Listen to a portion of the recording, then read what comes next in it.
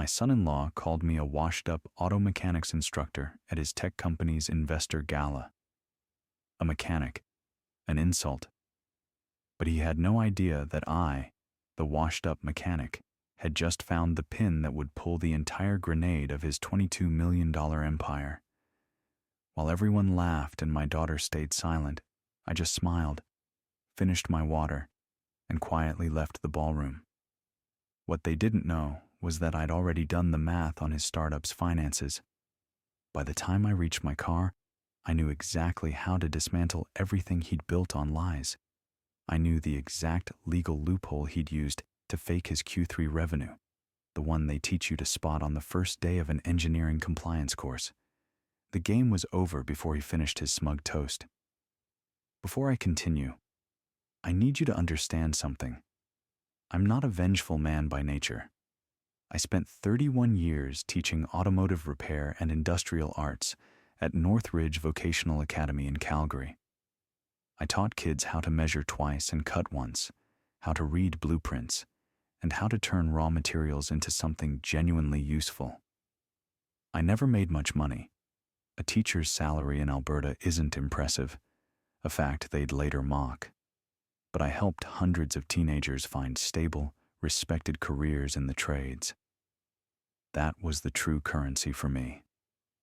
I watched some of them go on to run their own contracting businesses and build real things in the world. To them, I wasn't a failure. I was the foundation, and that, I realized, was the kind of legacy Blake Harrington would never understand. That was always enough for me. My daughter, Emily, is my only child. Her mother, my wife Margaret, passed away from cancer when Emily was 16. It was just the two of us after that, living in our modest bungalow in Beltline. Emily was brilliant, straight A's, scholarship to University of Calgary, degree in business administration. She got a job at a marketing firm downtown, started dating this guy named Blake Harrington about 2 years ago. I met Blake for the first time at a restaurant in Stephen Avenue. Emily had been gushing about him for months. Successful entrepreneur, founded his own tech company, Stanford MBA. The restaurant was one of those places where they don't list prices on the menu. I wore my good sport jacket, the navy one I'd bought for parent-teacher conferences. Blake showed up 20 minutes late. No apology, just slid into his seat and immediately started checking his phone. He was 34, Emily's age, with that particular confidence that comes from never being told no.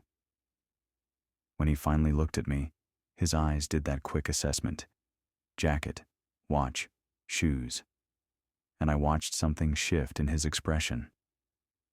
"Mr. Sullivan, good to finally meet you," he said, shaking my hand with the bare minimum pressure.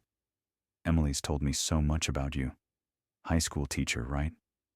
"Industrial arts," I said. "Engine diagnostics, metalwork, CAD design." "Ah."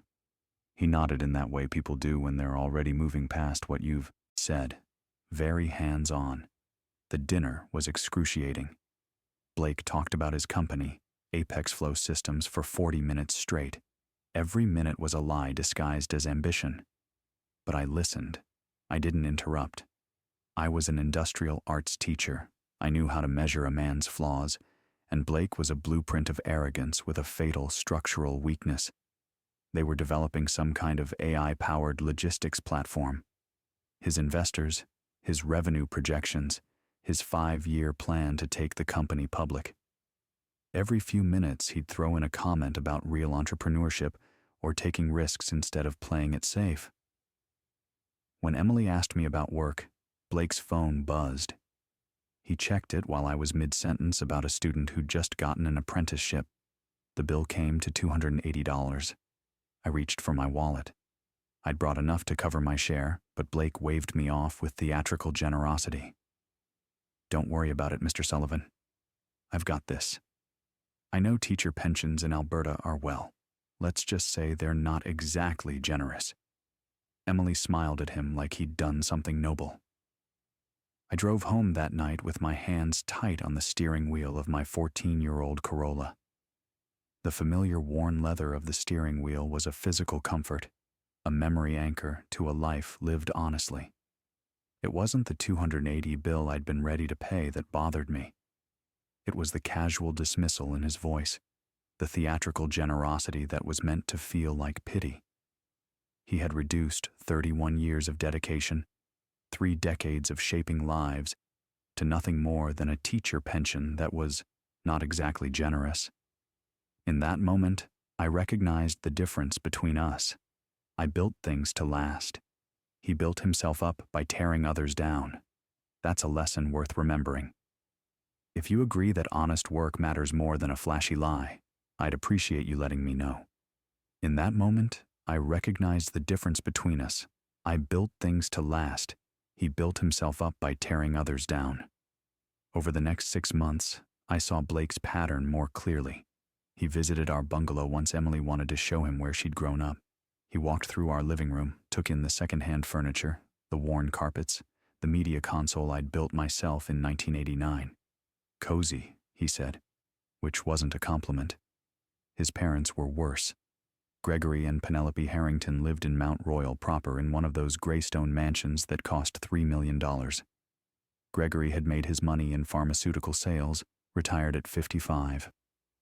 Penelope sat on the boards of 3 different charities. They invited us for dinner in September. Their dining room had a chandelier that probably cost more than my annual salary. Penelope served something she called deconstructed coq au vin on plates so delicate I was afraid to cut anything. So Gregory said, pouring wine I didn't recognize, "Emily tells us you're in education. I teach at a technical high school." I said, "Been there since 1990. Public school." Penelope's smile didn't reach her eyes. How admirable. It must be so rewarding working with those kinds of students. I knew what she meant. The kids who couldn't afford private school. The kids who'd work with their hands because they weren't going to University of Calgary or University of Alberta. Very rewarding, I said evenly. Many of my students make excellent livings in the trades. Electricians, welders, cabinet makers. Good, honest work. Of course, Penelope said, though I imagine Emily might want something more for her own children someday. Financial security opportunities, the right schools. Emily looked down at her plate. Blake squeezed her hand. "Don't worry," he said. "I'll make sure Emily and our future family are very well taken care of. Not everyone can provide that kind of life, but fortunately, I can." He looked at me when he said it. I finished my meal in silence. 3 weeks later, Emily called me with news. Blake had proposed. She was ecstatic, talking about wedding venues and dress shopping. I told her I was happy for her, and I meant it. She deserved happiness. But something cold was settling in my chest. The engagement party was at Blake's office in downtown Calgary, a converted warehouse in East Village with exposed brick and those industrial light fixtures that cost $2,000 each. Apex Flow Systems occupied the entire 3rd floor. About 70 people attended. Blake's employees, some investors, friends of the family. I arrived in my good jacket again. The party was already in full swing. Emily found me by the entrance, beautiful in a cocktail dress I'd never seen before. "Dad, I'm so glad you're here." She hugged me, then pulled back, her smile faltering slightly. "Listen, Blake's about to do a toast. He's a bit nervous about the investors being here, so if anyone asks, maybe just, keep it general about your work." "What do you mean?" "Just Blake's worried that some of his investors are old-fashioned. They might not understand that teaching is a respectable career." I looked at my daughter. "You're asking me to downplay being a teacher? I'm asking you not to make tonight difficult." She walked away before I could respond. I found myself standing near the bar, nursing a beer I didn't want, watching Blake work the room. He was good at it, moving from group to group, laughing at the right moments, making everyone feel included except me. He nodded once in my direction when I arrived and hadn't looked at me since. Around 8, Blake climbed onto a small stage they'd set up. Someone handed him a microphone. "Thank you all for being here tonight," he began. The room quieted. Starting a company requires vision. It requires taking risks that other people won't take. It requires, and I can't stress this enough, the courage to bet on yourself when everyone else is choosing the safe path. He paused. His eyes swept the room and landed on me for just a moment. You know, growing up, I watched my father build a successful career through ambition and calculated risk. He taught me that security is the enemy of greatness. While some people are content with steady paychecks and summers off, entrepreneurs are building the future. Scattered laughter. Someone near me whispered, "Is that a dig at someone?"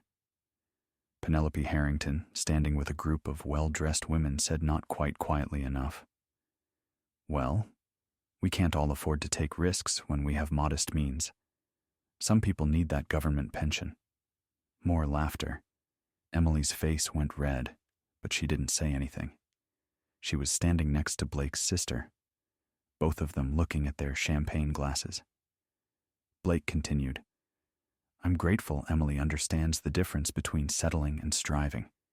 She could have chosen an easier life, a more predictable path, but she chose excellence." He raised his glass. Everyone applauded. I set down my beer and walked out. No one stopped me. No one even seemed to notice. I drove home through the October darkness, past the luxury condos on the Bow River and the restaurants where $30 appetizers were the norm. I went back to my modest bungalow where the porch light was flickering because I hadn't replaced the bulb yet. Inside, I sat at my kitchen table, the same table where I'd helped Emily with her homework for 12 years. And I felt something colder than anger. I felt recognition. I had spent my entire career teaching students to identify problems, analyze structures, and find weaknesses in design. I realized that Blake Harrington was not a person to be argued with, but a structure to be analyzed. And like any shoddy structure built on arrogance, he had weaknesses. I just needed to find the exact point of failure. I went to my basement workshop, pulled out a cardboard box from the storage shelf, and brought it upstairs. Inside were files from the part of my life I rarely talked about. Before I became a teacher, I'd worked for 6 years as a quality control inspector for an engineering firm. I'd learned to read financial documents, architectural plans, compliance reports. I'd helped identify construction fraud twice, contractors cutting corners, billing for materials they never used. I opened my laptop and started searching. Apex Flow Systems had a website with a press section. I found 3 articles about their recent funding round, $6 million from a consortium of investors, valuation at $22 million. I spent the next 4 hours reading everything I could find about the company. Their product was an AI logistics platform that supposedly optimized delivery routes for e-commerce companies. Very technical, very impressive sounding, but something felt off about the numbers in their press releases. The next morning, I called an old colleague from my engineering firm days. Robert Kendrick had moved into financial analysis, working for a firm that did due diligence on tech startups. "Doug Sullivan," he said when he answered. "Must be what, 8 years?" 9. "Listen, Robert, I need a favor. You ever heard of a company called Apex Flow Systems?" A pause. "Blake Harrington's outfit." "Yeah, they've been making noise in the Calgary tech scene." "Why?" "He's marrying my daughter. I'm trying to understand his business." "Ah," another pause. "Look, I can't give you proprietary information, but let's just say if I were doing due diligence on that company, I'd have questions." "What kind of questions?" "The kind where the revenue projections don't match the actual customer base. The kind where the technical specifications sound impressive but lack specifics." "You want my honest opinion?" "Someone who knows how to read financial statements should take a close look at their numbers." I thanked him and hung up. I spent the next 2 weeks becoming an expert on Apex Flow Systems. I read every article, every press release, every public filing with the Alberta Business Registry. I found their company documents online. They'd posted some financial projections in a pitch deck to attract investors. And then I found it, a small notation in their revenue recognition methodology. They were booking future contracted revenue as current income. A client would sign a 3-year contract for $60,000 annually, and Apex Flow Systems would report $180,000 in immediate revenue, even though they'd only collected the first $20,000. It wasn't illegal technically, but it was aggressive. Very aggressive, and if their client retention rate wasn't as good as they claimed, the whole structure would collapse. I dug deeper. I found a message board for tech workers in Calgary, where a few former Apex Flow Systems employees had posted anonymously complaints about unpaid overtime, pressure to inflate user engagement numbers, meetings where Blake had told them to be creative with their customer retention statistics. I documented everything. Then I reached out to someone I'd taught 15 years ago. Liam Park had been one of my best students. Quiet kid, brilliant with CAD design. He'd gone on to become a software engineer. Now he worked at SparkRoot in Vancouver. "Mr. Sullivan," he said when I called, "this is amazing. How are you?" "I'm well, Liam. Listen, I need some technical advice. You know anything about AI logistics platforms?" "A bit. Why?" I explained what I'd found about Apex Flow Systems, left out the personal connection, just framed it as curiosity. Liam was quiet for a moment. "You're talking about Apex Flow Systems?" "Yeah, I've heard things. Their technology isn't as sophisticated as they claim. A friend of mine interviewed there last year. He said their AI is basically just an optimization algorithm from the early 2000s with a new interface. Nothing proprietary, nothing innovative. He turned down the job. Is that something investors would care about if they knew?" "Absolutely. If you're valuing a company at $22 million based on proprietary technology, and it turns out there's no proprietary technology, that's fraud, Mr. Sullivan." I thanked him and added this to my documentation. By mid-November, I had a file folder 2 inches thick. Revenue, recognition issues, inflated user metrics, technology that was essentially purchased open-source software repackaged, customer contracts that were dramatically overstated. None of it was conclusive proof of fraud, but together it painted a picture of a company built on exaggeration at best, lies at worst. The wedding was planned for January 14th at the Ranchman's Club, $650 per plate, 150 guests. Emily had asked me for my guest list. I'd given her 5 names, 3 former colleagues, and 2 old friends. 2 weeks later, she'd called to say the venue had capacity constraints. Only 2 of my guests could come.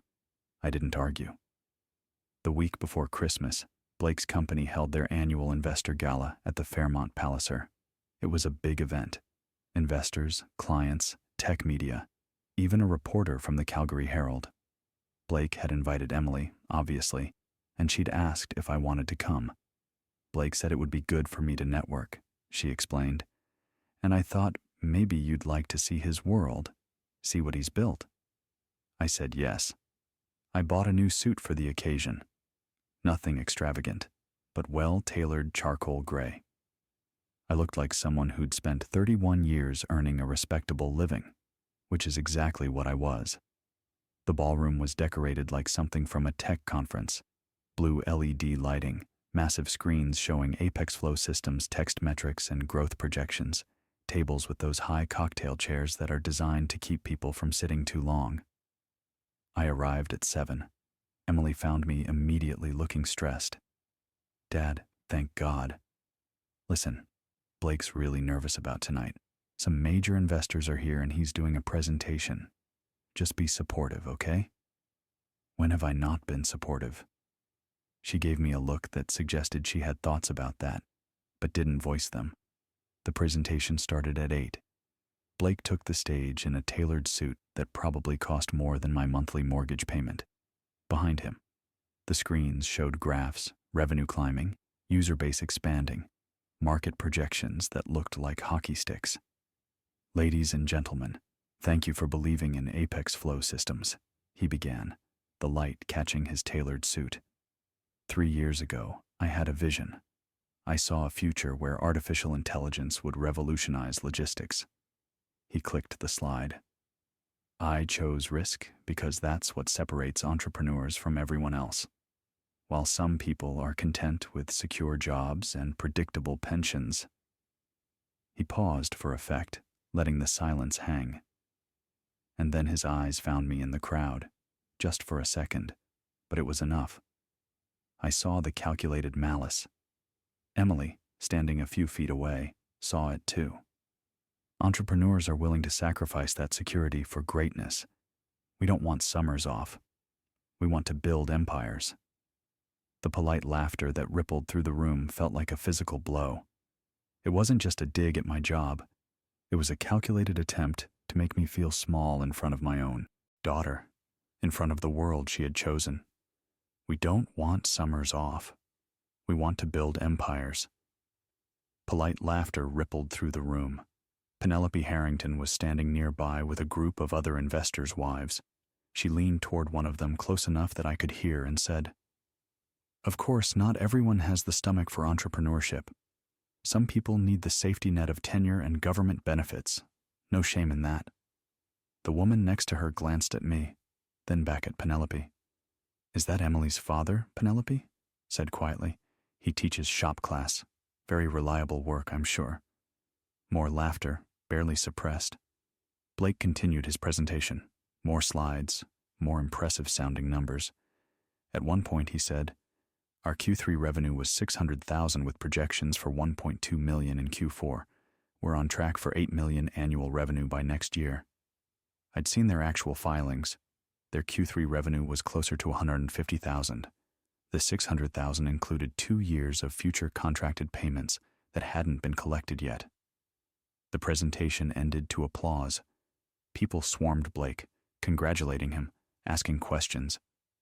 Emily went to his side immediately, beaming. An hour later, after the formal presentation, Blake worked the room with a microphone, doing informal Q&A with investors. He made his way near where I was standing with my water glass, talking to a group of younger employees. One of them, clearly several drinks in, said loud enough for everyone to hear, "Blake, man, where'd you get the confidence? Like, my dad wanted me to be an accountant, something safe. How'd you know to ignore that?" Blake laughed. "You have to trust yourself more than you trust other people's fear. My father-in-law, for example," he gestured vaguely in my direction, "spent his whole life in a classroom, stable, pension, benefits, and look, there's nothing wrong with that, but it's not building anything, it's just maintaining." The group turned to look at me. I was 15 FT away, clearly within earshot. "I mean, look at him," Blake continued, his voice carrying. "He's wearing what? $150 suit, driving a car that's older than some of our interns. That's the safe path. That's what happens when you choose security over ambition." Someone in his group laughed uncomfortably. Blake grinned, encouraged. "Honestly, when I first met him, I thought Emily was joking. My dad teaches shop class. Like, buddy, it's 2023, who still does that? But hey, someone's got to teach the kids who aren't going to university, right? Might as well be someone who's already given up on real success." The laughter was louder now. Not everyone. Some people looked uncomfortable, but enough. Penelope was laughing behind her champagne flute. Gregory Harrington, standing nearby, shook his head with an indulgent smile like Blake was a precocious child. And Emily, my daughter, was standing at the edge of Blake's circle, her face bright red. She'd heard everything. Her eyes found mine for 1 second. It was a plea, a silent apology, a choice. But then she did the one thing I couldn't forgive. She looked away. She turned her back on her father to protect her shame. That was the moment my duty as a father ended and my work as an inspector began. She looked at me once, a brief, agonizing flash of shame and choice, and then she turned away. She started a conversation with someone else. That silence was the final confirmation, the permission he needed to destroy me. I set down my water glass. No one stopped me. No one even seemed to notice as I walked toward the exit, past the massive LED screens showing false metrics, past the investors who'd swallowed his pitch without questioning the numbers, and past my daughter who didn't call after me. That walk was the moment I stopped being just a father and started being a solution. In the parking garage, I sat in my 14-year-old Corolla and breathed. My hands were shaking, not from anger, but from something colder and more focused. Clarity. I drove home, went straight to my basement workshop, and pulled out the file folder I'd been quietly building for 2 months. Everything was documented, every discrepancy, every inflated metric, every piece of evidence that Apex Flow Systems was a house of cards. At 11 that night, I composed the email. The recipients were the Alberta Securities Commission and the RCMP Fraud Unit. The subject line was chillingly formal.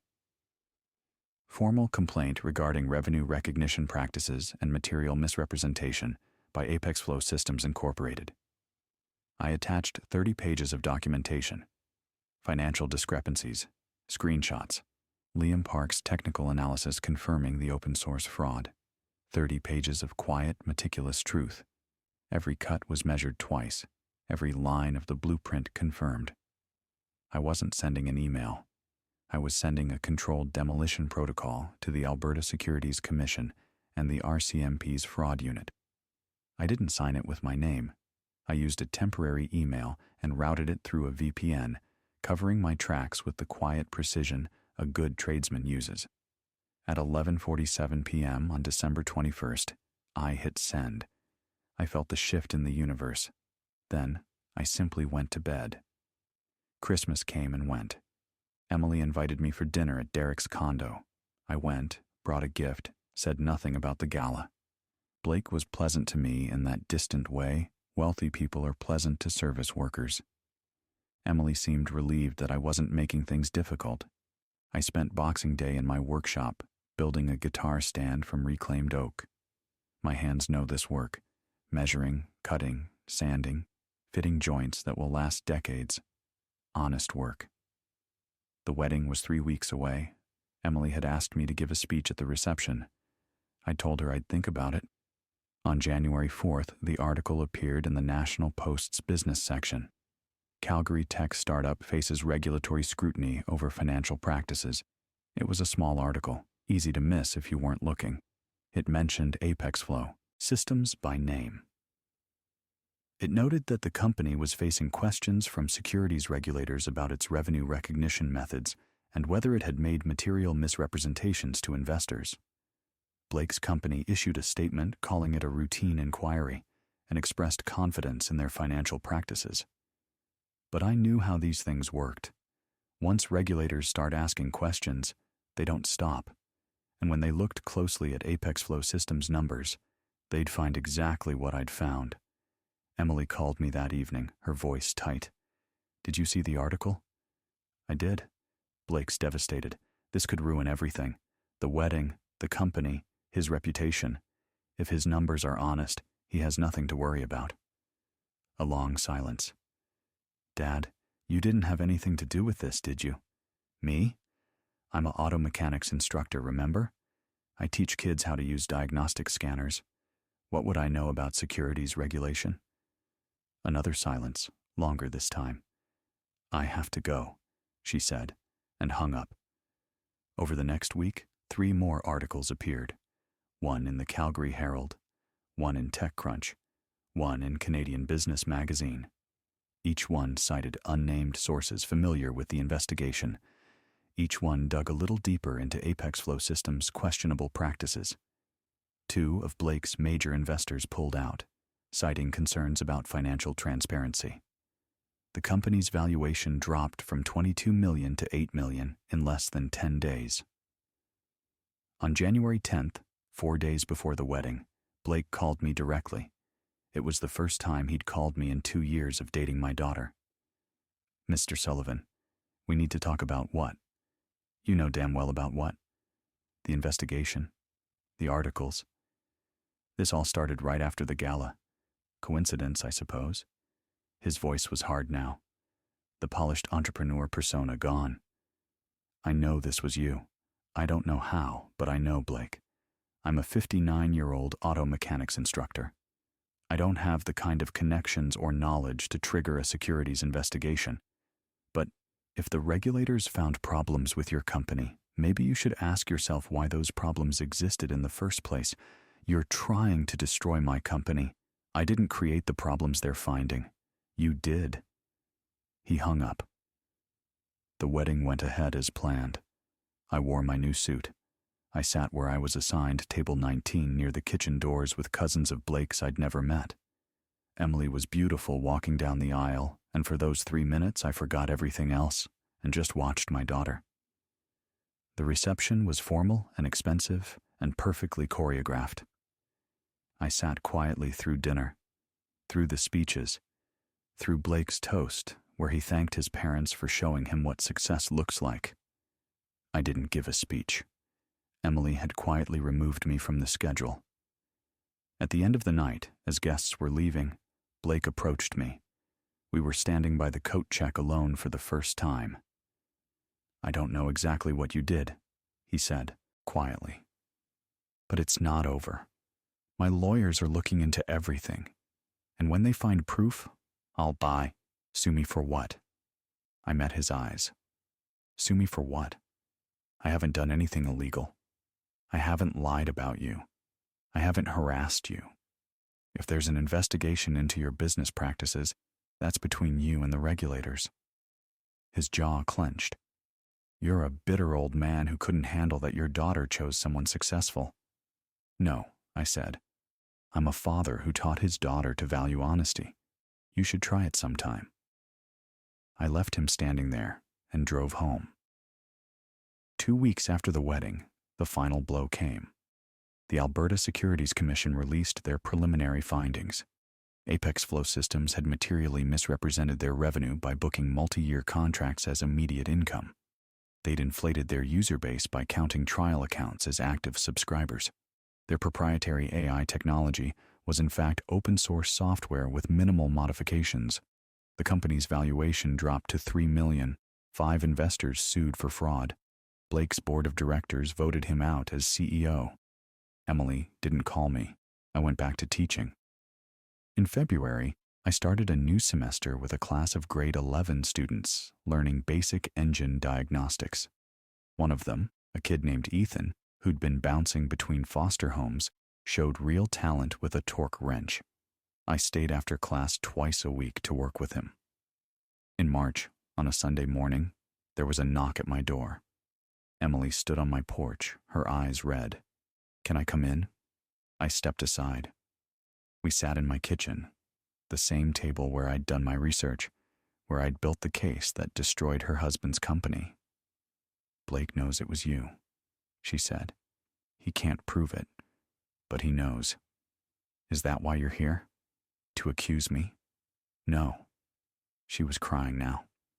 "I'm here because I need to know why." "Why would you do that to him?" "Do what? Tell the truth about his business practices? Destroy his career? Humiliate him? Ruin everything we'd built together?" I looked at my daughter, this brilliant woman I'd raised alone, and chose my words carefully. At that gala, Blake called me a failure. He mocked my career, my car, my clothes, everything I've built in 31 years. He did it publicly, deliberately, to humiliate me. And you, Emily, you stood there and said nothing. You turned away. She flinched. I continued, my voice low but firm. I make $52,000 a year helping teenagers learn skills that will earn them honest livings. I drive an old car and live in a bungalow, and I'm proud of that. But Blake looked at my life and saw failure. He saw something worth mocking. It was just talk, Dad. No, he meant it. And worse, his company was built on lies. He was defrauding the investors who trusted him. He was inflating metrics to keep employees working without proper compensation. That's not entrepreneurship. That's fraud. Her eyes searched mine for a sign of remorse. "So, you destroyed him." I met her gaze evenly. "No, I exposed him. There's a difference." Emily wiped her eyes. "I should have defended you at the engagement party. At the gala, I should have said something. Yes, you should have. We sat in silence for a long moment. Blake's working for a consulting firm now, she said finally. $45,000 a year. He's angry all the time at me, at himself, at you.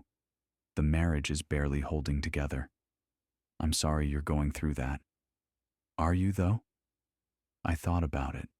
I'm sorry you're in pain. I'm not sorry I held him accountable. She nodded slowly. He asked me to choose. Between you and him. My chest tightened. What did you say? I said I needed time to think. She stood, gathering her coat. I'm going to stay with a friend for a while. Figure some things out. You're always welcome here. She paused at the door. I looked into what you did. The documentation you must have gathered, the analysis, the way you filed the complaint so it couldn't be traced back to you. That wasn't the work of a washed-up auto mechanics instructor. Her dad. That was brilliant. I told you I teach kids to find problems and fix them. Blake was the problem. Blake's dishonesty was the problem. I just fixed it. She left without another word. I stood at my kitchen window watching her car disappear down the street and felt something I hadn't expected. Not satisfaction exactly. Maybe just peace. I'd stood up for myself. I'd used the skills I'd spent a lifetime developing. Patience, attention to detail, thorough analysis to defend my dignity. Blake Harrington had learned that contempt has consequences. 3 months later, Emily filed for divorce. She didn't call to tell me. I saw it through a mutual friend. But 2 weeks after that, she did call. I'm moving into my own apartment, she said. 2-bedroom in Inglewood. I wondered if maybe you could help me build a media console. I remember that one you made for my room when I was 14. I still have the plans, I said. When do you want to start? This weekend. I'll bring my tools.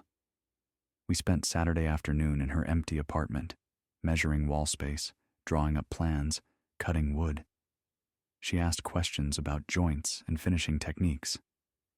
I taught her the same way I'd taught 1,000 students, patiently, thoroughly, showing her how to do it right. At one point while we were sanding the boards, she said quietly, I'm sorry, Dad, for all of it. I know Blake was wrong about you, about your work, your life, everything. You're not a failure. You're the opposite of that. I'm an auto mechanics instructor. That's all I ever claimed to be. She stopped sanding and looked at me, her eyes clear for the first time in months. No, you're someone who taught me that honest work matters, that integrity matters. I forgot that for a while. We finished the media console by early evening. It wasn't fancy, pine boards with simple joints, but it was straight. It was level. And because we had used honest materials and honest measurements, I knew it would last. It was a simple, tangible testament to a truth Blake could never build. If you've ever been underestimated by someone who only valued money, comment the word honesty below, and share this story with one person who needs to be reminded that integrity always wins. Measure twice, cut once. This was the quiet, sacred geometry of healing.